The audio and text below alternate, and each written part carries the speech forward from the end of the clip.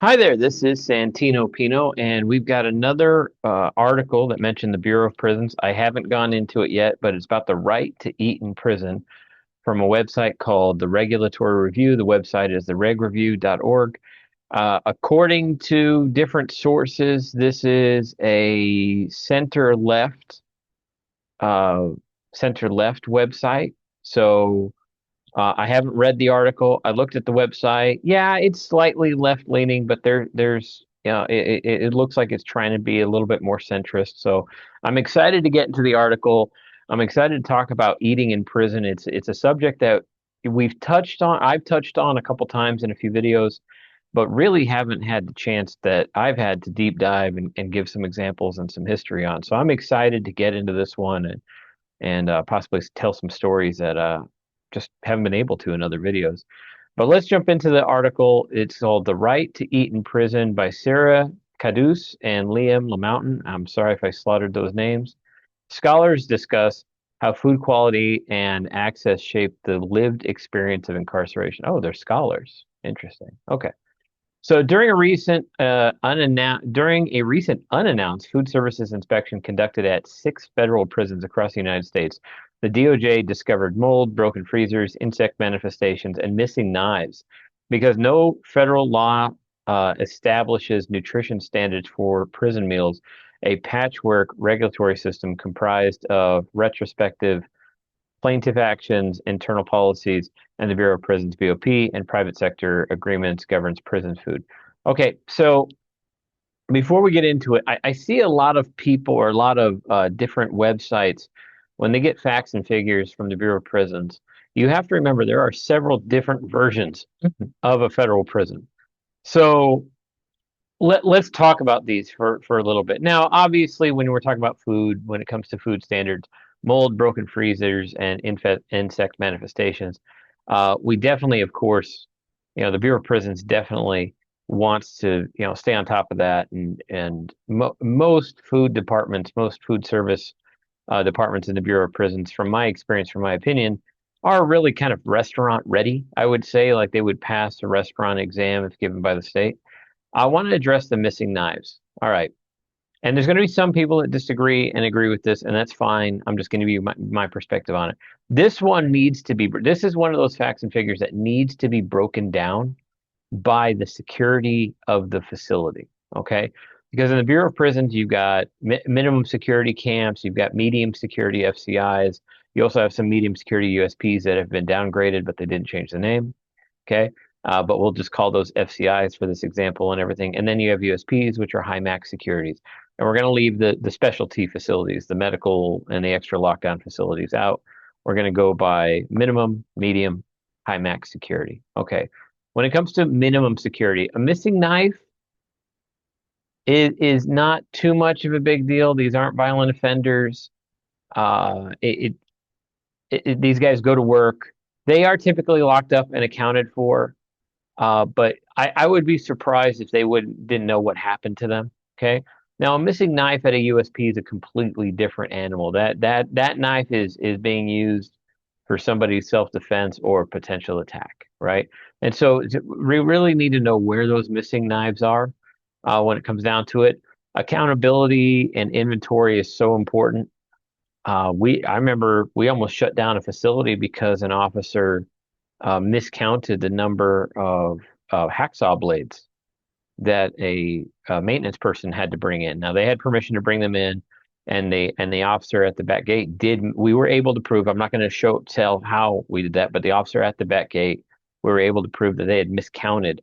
We almost shut down the facility to find those. Okay, so and so just stay on top of that. But I would really break this back down by security of the facility. And also there's older facilities. I mean, there's 119 BOP facilities. Not all of them are new. Not all of them are per se up to today's code. So just a big statistic there that doesn't give a lot of data. But let's continue. The BOP's authority over prison food is largely administrative rather than statutory. Although federal law requires the agency to provide for inmates subsistence, I'm going to guess that's sustenance, but anyways, Congress has not prescribed detailed nutritional standards. Instead, the BOP regulates food service through agency rules and internal guidance, including federal regulations and food service manual, which require nutritionally adequate meals to establish standard meals.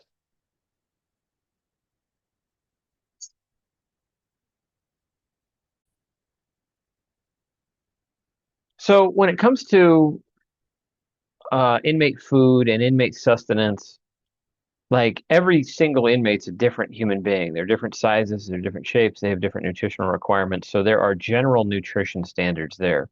And typically a BOP meal covers all of the minimum nutritional standards of an average human being.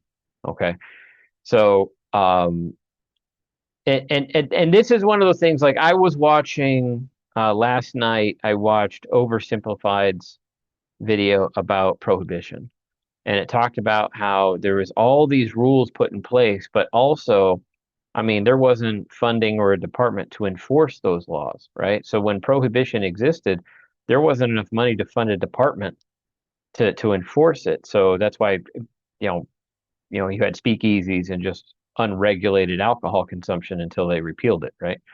Um, it, it it sounds like they're starting to lean towards in this article. It sounds like they're starting to lean towards like we want an individual nutritional plan for every inmate, and that is just impossible to enforce. There's not the money for that. Okay, there's not the support for that.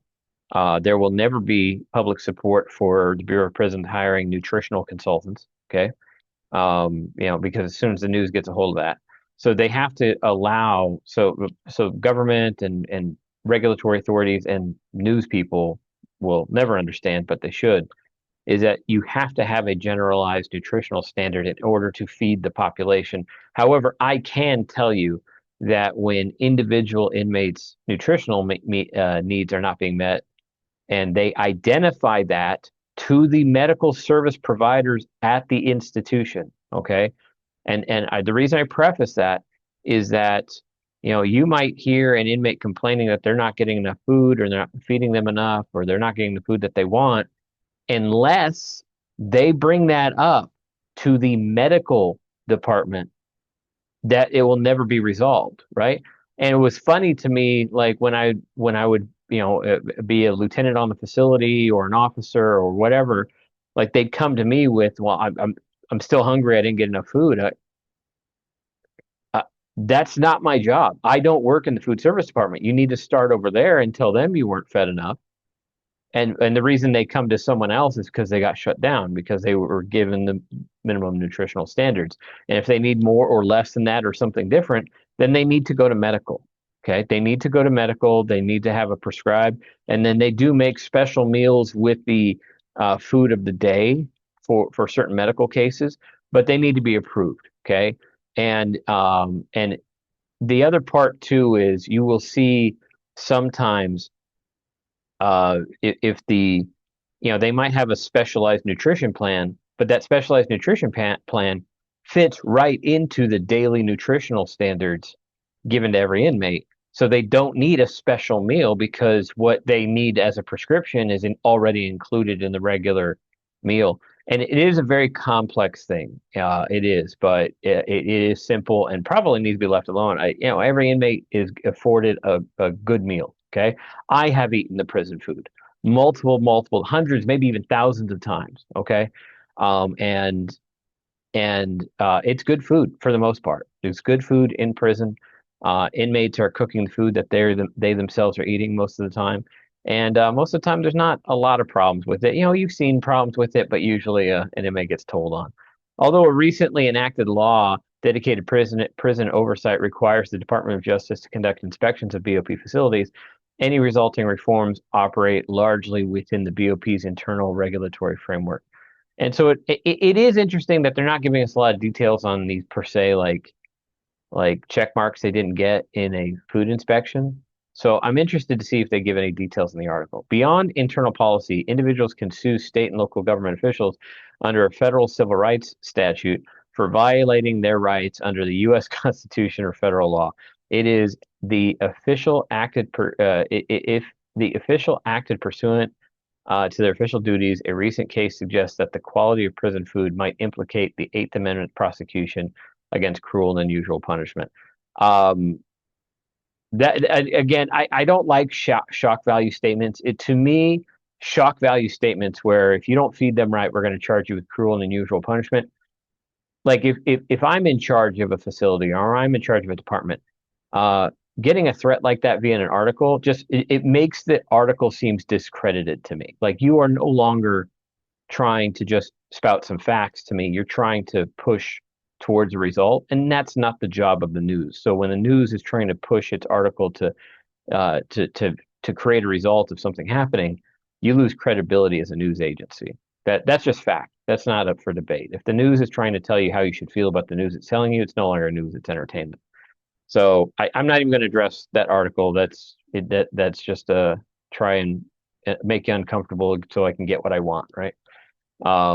In Prude versus Clark, the inmate plaintiff sued Milwaukee County jail personnel under the statute, arguing that the jail's provision of only Nutriloaf, a dense bread made up of a blend of mismatched ingredients and used as a disciplinary measure, amounted to a constitutional violation. The U.S. Court of Appeals Seventh Circuit Court held that the deliberate withholding of nutritious food or supplement or tainted otherwise sickening food could amount to cruel and unusual punishment. Now, the thing with this was, okay, food is never used as a punishment, okay, in any facility. And you know what? I'm going to be, oh, hold on, I clicked. Okay. And I'm interested in seeing a little bit more of this one. Let's find out, Prude versus Clark. Let's find out when this article when this happened, because they didn't put that. So this is a 14 years ago, Prude versus Clark. That's when the case was. Um, AI Terrence Prude, an inmate at Milwaukee jail, sued officials after being placed on Nutriloaf. Health impact: he dropped from 168 to 154 pounds while on the diet. The court reversed the dismissal of the lawsuit, noting that while Nutriloaf itself is not per se unconstitutional, its application in a way. So it was just so it sounds like the jail had a food that it would give to its special housing or whole whatever it was, but but that so number one, this case has nothing to do with the current state of the Bureau of Prisons at all. Okay, this is being thrown in again to try and get you to see a certain perspective.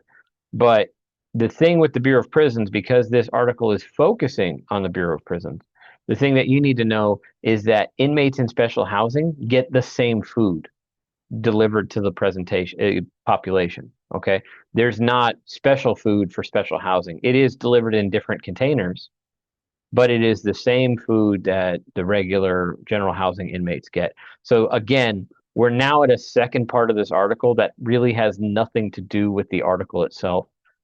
So just moving forward on that one. Still, scholars explain that the standard outlined in Prude does not itself empower plaintiffs to succeed in their claims, pointing instead to the pleading and evidentiary burdens imposed by Eighth Amendment doctrine. So again, still talking about the Prude case, which has nothing to do with this. And again, if they're mentioning something that has nothing to do with the article as a basis point for the article, then yeah, I mean, you now have 3 paragraphs with no subject matter. All right. For a plaintiff to survive a motion to dismiss or successfully argue the Eighth Amendment claim, the plaintiff must show the conditions that they experience are objectively serious and pose a substantial risk of serious harm.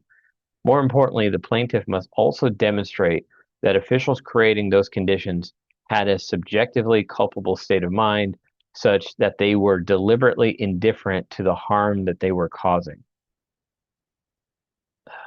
I'm not even sure who they're trying to point at saying that was causing harm, but again, they're talking about the previous case. Again, no credibility in that paragraph, no reason to go over it. Some scholars argue that this latter deliberate indifference prong is extremely difficult to satisfy, which leaves many inmates without a viable legal remedy for malnourishment. Again, why are we jumping right to a legal remedy for malnourishment? Again, this needs to be told to the inmate population that If you, for some reason, are feeling malnourished, you need to talk to medical. Now, here's the thing. The other part that I will tell you is some people are just hungry and they think they're malnourished. Like they just want more food and they're going to think that they're malnourished and like every problem you would, people think that I'm just going to say it, people think inmates are really tough. Okay. And they're not. They really are not because, oh, I'm hungry. I must be malnourished. I need to go to medical. I need extra food, right? It's just not something that you would picture a tough person saying. It's more, if I can get away with it, I will, right? Which is a mentality there. I don't work for the Bureau of Prisons anymore, so I'm allowed to say that, right? Uh, Across the country, many federal prisons outsource food services to private sector vendors. These private companies offer an efficient and cost-effective alternative to internal food service programs, but many activists and scholars argue that such outsourcing reduces food portions, quality, and overall nutritional value. I actually agree with part of that. I think that any contracted food service introduces another security risk to the institution. A lot of time, and I got to say, the most times that I've seen staff members getting caught doing inappropriate things in regards to just food service staff, they were contract employees. Just they don't have to go through the academy. I do believe that everybody working in prison needs to go through some type of extensive training to understand the environment that they're walking into. This is not a fast food place. The population as a whole is always trying to get one over on you. It's always trying to steal more food, get more food. Whatever they can try and get, the population is trying to get. Not every individual inmate, but the mass population as a whole is trying to get food. Like something that is pretty commonplace at every correctional facility, not just Bureau of Prisons, but everywhere, is typically when they come out of whatever their dining establishment is in the prison system, that there is typically something called pat downs or searches or shakedowns where as they come out of the chow hall, they're patted down to see if they're hiding food. And every day, food is found. There is not a day that there's not food being snuck out of that chow hall, and most of it's caught. Not all; it's impossible to find all of it, but not. But most of it is caught coming out, and some of them are just trying to get extra food because they can't afford so. Some of them are trying to steal items or different food for other means, other bad things that they want to do. So, but I do see more bad things happen when food service is contracted out rather than just being a correctional worker. In this week's Saturday seminar, scholars examine the regulatory vacuum surrounding prison food services and the way uh, current legal standards and private outsourcing impede meaningful reform. A 2024 DOJ report following inspection of food services sample of BOP institutions revealed repeated violations of BOP sanitation and safety standards. The inspectors observed a pattern of refrigeration issues across the prison, with one storing perishable food overnight at 80-degree Fahrenheit. Other prisons struggled with broken fridges and freezer shortages. In another prison, department representatives witnessed insect and mold infestation along with evidence of rodent infestation. Several inspections are also revealed unmonitored kitchen knife exposure. The report concluded that the lack of oversight increases risk to foodborne illness, prison violence, as prisoners can acquire knives as contraband. All right, and you know what? I mean, I can't bash the entire report. If people there to inspect food service now, most everywhere in the world, when they have an inspection coming up from a regulatory agency, most of the time they know. Okay, and there's really two things to do when you have a government inspection coming up. Number one, if you are in good working shape, you want this thing to look good, feel good. You want everybody to have a good experience coming in. And so you kind of step up your game a little bit during an inspection. But there is another side. I'm pretty sure that BOP administration and executives are aware of this side, but if they're not, maybe they'll learn it right now. There is When you have a nagging problem that you have been trying to get fixed, and I'm talking as a staff member working in prison, okay? When I worked in prison, if I had a nagging, nonstop problem that would not get fixed, no matter how many times I brought it up, and I knew this was a problem that needed to be fixed, when an inspection was coming up, I would highlight that problem in an inspection because what I'm saying is falling on deaf ears. So when I hear of a broken freezer or mold or a rodent infestation that people saw in an inspection, well, leading up to that inspection, you should take care of those things. That's why you have mock inspections. That's why you have test inspections beforehand. I think supervisors in every department should do mock inspections on their area at every given time. I think the warden and other executive staff should do a mock inspection to prepare for a big facility inspection, and then you're prepared for when they actually show up. And if you're doing those mock inspections and you're noting these problems and they're not getting fixed, I can tell you what I would do as a department head. I would stand right by that. Let's say the typically, cartoon comic, mouse hole in the wall, right? Like Tom and Jerry, right? Um, I would put a big yellow sign and say, look, we have mice, right? Because it's just not getting fixed, and more than likely, that being noted on an inspection report. Now, most inspection reports aren't final at the time. Most inspection reports are initial, and then they might do a second inspection or require proof to take a deficit off. And that's one thing I do like about most regulatory agencies, is that if you can fix it live or you can fix it in a short amount of time, they allow you to fix it so that you can move forward and get a good report. And I think that's good. That's good discernment when it comes to a regulatory agency. If you're playing in gotcha mode where you want to find every little thing and not educate who you're inspecting to fix and make it more safe or better for people to be around, then I don't think you should be a regulatory agency. You need to be able to educate and teach.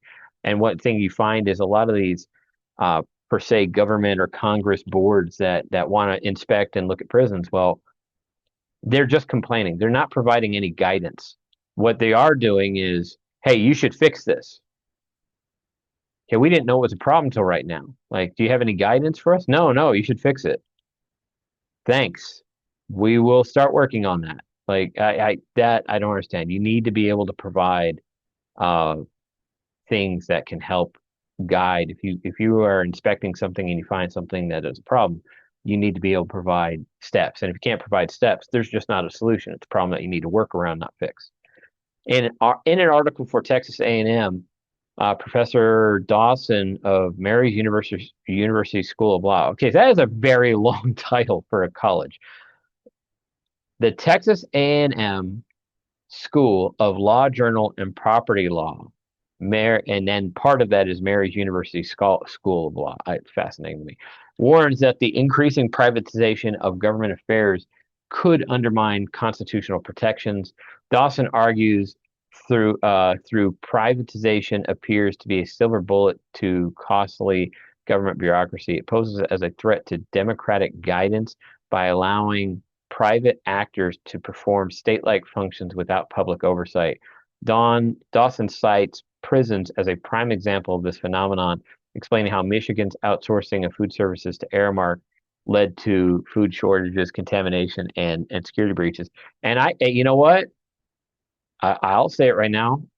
Aramark was involved in a lot of those security breaches while I worked in corrections.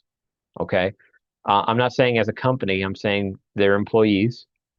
The company, I think that they do try to do their best to try and find good staff. It's just their hiring standards are a lot different, right? They're not hiring law enforcement professionals or correctional officers. They're hiring anyone that will be willing to work minimum wage for that contract, and that's not good. So I agree with that. I think all contract services in prison in regards to food service need to go. There are there are arguments for other contracted necessities.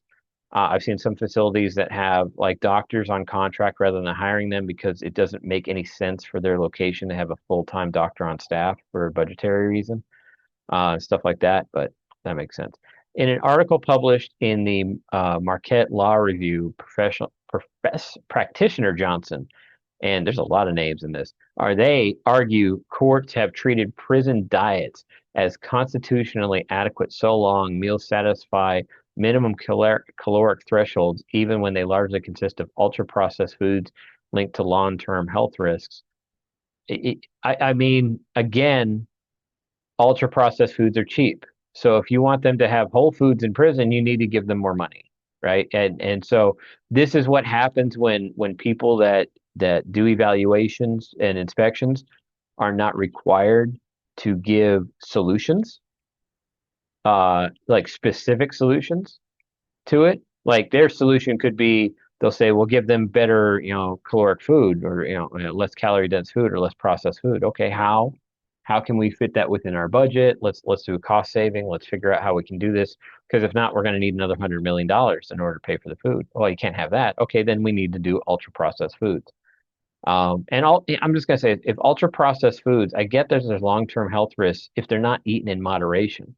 Okay, just because an inmate is in prison, all of them have different baseline calories. All of them have different, uh, uh, uh, calorie deficit margins. Okay, so at some point you have to look at it and say this part of the inmate's health is their responsibility, like calorie counting, making sure they don't get overweight, making sure that they don't eat in excess so they get those long-term health risks. At some point you have to put that responsibility on the inmate, and what's happening is a lot of these complaining articles want zero responsibility given to the inmate, really to help them get lawsuits. I mean, that's the only other reason. It's not because of care, it's always money, right?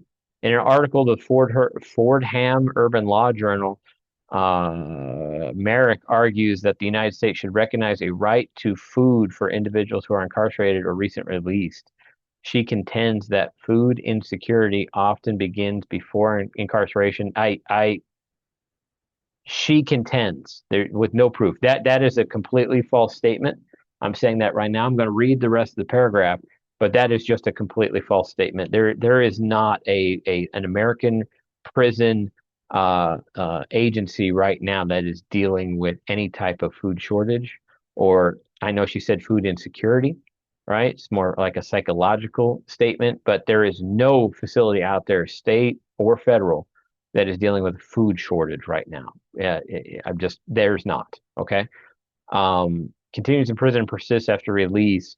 Merrick contends that the current law leaves these populations especially vulnerable. Federal food policy, concentrated corporate power, deepen food inequality. Courts interpret prison nutrition narrowly because it is a narrow subject, because it is a general subject.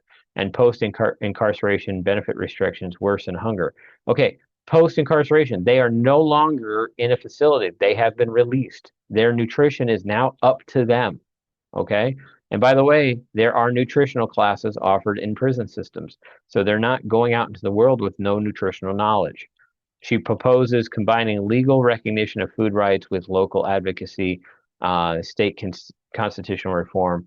And again, she proposes combining legal recognition of food rights with local advocacy, state constitutional reform, and community-based food initiatives to improve access to food. Again, not specifics on what to do. Here, you should look at this and fix this problem that I'm complaining about, and just absolutely no guidance whatsoever. And on top of that, just to go back, I was in Readerview. This article is about the Bureau of Prisons. This is a county. Okay, this is a county lockup right here. This is not indicative as to what a Bureau of Prisons dining facility would look like, how they would be dressed, or the food, how it is served. I think this is just an image that they've had for years. It's probably been used in other stories that shows, okay, this person is just being given milk and lemons, and that's, I don't know. They're probably trying to make us assume that that's the Nutriloaf that we talked about, and that's not even the same department here. So I went into the article with some with some open mind and open eyes, and again, this is just another Bureau of Prisons article that can be disregarded as fluff. I'm sorry, it is. Like, there have been plenty that haven't been, okay, that I have gone over. But this is just another one that's fluff. It's inflammatory. It's trying to get a result based on saying shocking statements, and that's just not how it works. So I hope you got something out of it. Even more, I hope you subscribe. I hope you stay tuned for the next video. And I just want you to know, like, if you have any TSP questions, my phone number, my office number will flash at the end of this video. If you have any TSP questions, call me. It's a conversation I'd love to have with you. But until then, I will see you next time that BOP is in the headlines.